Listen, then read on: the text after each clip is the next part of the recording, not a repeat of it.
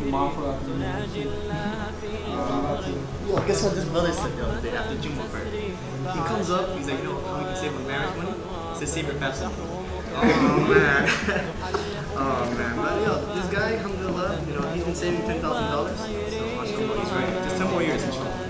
Yeah. How did you save? Oh yeah, he saved. So I'll email you the draft tonight. Alright, have a great day.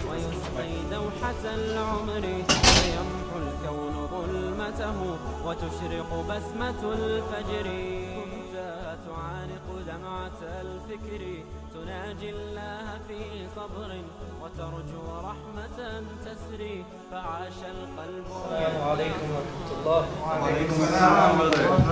What time is Salah? 1:45, which is right now. You know if he's into it? I had class with him earlier. He had to speak to his professor, so he should be here soon. You want to wait for it? You know what, guys? Can we just pray right now, and then he can follow after us? Yeah, I think we should just start. Alright. Who knows the most Quran? Man, I heard this guy had a good voice, man. I met a lot. Alright, brothers. Alright, straight in the line, feet to feet, shoulders to shoulders. Turn up all your cell phones. Inshallah, we're going to start. Alright, you guys are good? We're good. Okay. Go on. الله أكبر الله أكبر أشهد أن لا إله إلا الله أشهد أن محمد رسول الله حي على الصلاة حي على الفلاح قد قامت الصلاة قد قامت الصلاة. What's going on here? I'm late for a few minutes and you're going to let this guy lead the prayer instead of me? What makes you think that he's more qualified than I am? Huh? Irfan, you know I was on campus. Why would you let him do this, man? I mean, look at this guy. He doesn't even have a beard. You don't even look Muslim. Look at me. I don't mean to brag, but the sunnah is apparent in me. You probably don't even know tajweed. I'm half of the parts of the Quran. Alright? I'm a Pakistani. I'm from the lineage of Sayyids. What are you, Bengali or something? أنا خير منه.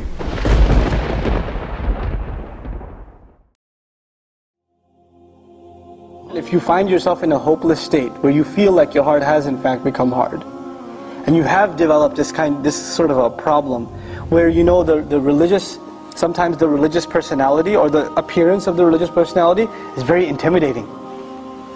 It's hard to talk to them. You're scared to be around them because you know they're going to talk down to you about something.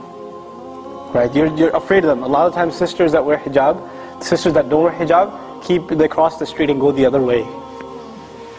Oh, there she comes again, hijab police. Right? She's going to tell me something. She's going to say something. Make me feel bad. Right? Now, on the one hand, that's paranoia, but on the other hand, sometimes it is true. There are people that are very condescending to others. They're arrogant towards others. Tell me this, weren't you a party animal not too long ago? And when people try to tell you about it, how did you behave towards them? Did you forget where you came from? How far Allah brought you? Right? People forget that. People forget where they used to be and where Allah brought them. And then years later, they see someone who's a party animal, and say, astaghfirullah, I can't be like, how could he be like that? Where were you? That guy should remind you of yourself. You were exactly like that. So you should remember Allah's favor upon you. وَكُنْتُمْ عَلَى شَفَا حُفْرَةٍ مِّنَ النَّارِ. You used to be at the very edge of the fire. فَأَنْقَذَكُمْ مِنْهَا. He pulled you out of it. And it's in that ayah Allah says, فَأَلَّفَ بَيْنَ قُلُوبِكُمْ. Right? Same ayah. He put love between your hearts. To have love between your hearts, you have to remember you used to be at the fire's edge yourself. And you got pulled back, and it wasn't because of you. It's not because you're a really smart person, and that's why you deserve to be pulled back. Whose favor was it to you? It was Allah's favor to you. How dare you look at somebody else and think like that? Right? This arrogance is a horrible thing. It'll wipe out all the goodness out of you. It'll wipe all the goodness out of you. And it is most of the time our youth who end up into heated debates about whatever, if it's a theology issue, if it's a fiqh issue, if it's an MSA presidency, I don't care what the issue is. Doesn't even matter. You know usually what the root problem of the debate is? It's ego. It's a big ego. That's all it is. People talking about scholars like they're talking about some athlete. You know, that guy, I don't like what he says. Excuse me? Do you know what journey he made for the sake of Allah? Even if you disagree with him, the fact that he left his home, whoever that scholar is, and traveled halfway across the world to seek knowledge, and spent nights and nights and nights praying and memorizing and studying, you're going to just pass a comment on him like, oh, I don't like what he says, I think he's deviant. How dare you? What have you done? What puts you in that position to be able to say that? And you know, if you disagree with a Muslim and you think they're wrong, what should be your first attitude towards them? You should pass a verdict on them that they're headed to hell, or should you genuinely be concerned for them? And if you were genuinely concerned for them, you wouldn't talk to anybody else about them. Who would you talk to? Themselves.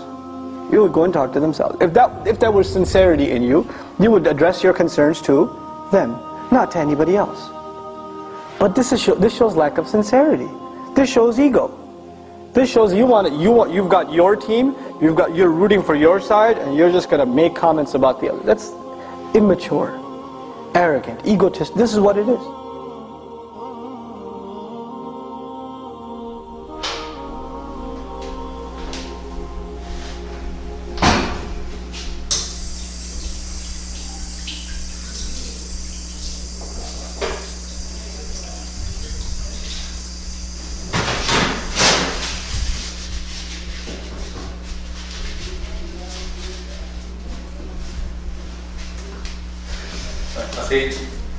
Brother, I'm so sorry about everything that I just said. I take everything back. The shaitan, he got the best of me.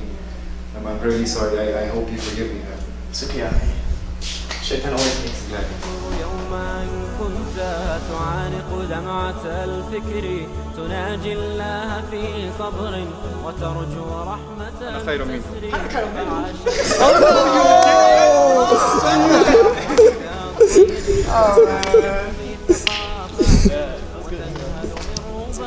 Alright, who's hungry? Who's hungry?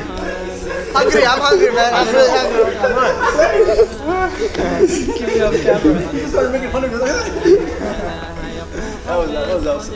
You go with it. ويسقي دوحة العمر فيمحو الكون ظلمته وتشرق بسمة الفجر. قال ما منعك ألا تسجد إذ أمرتك قال أنا خير منه خلقتني من نار وخلقته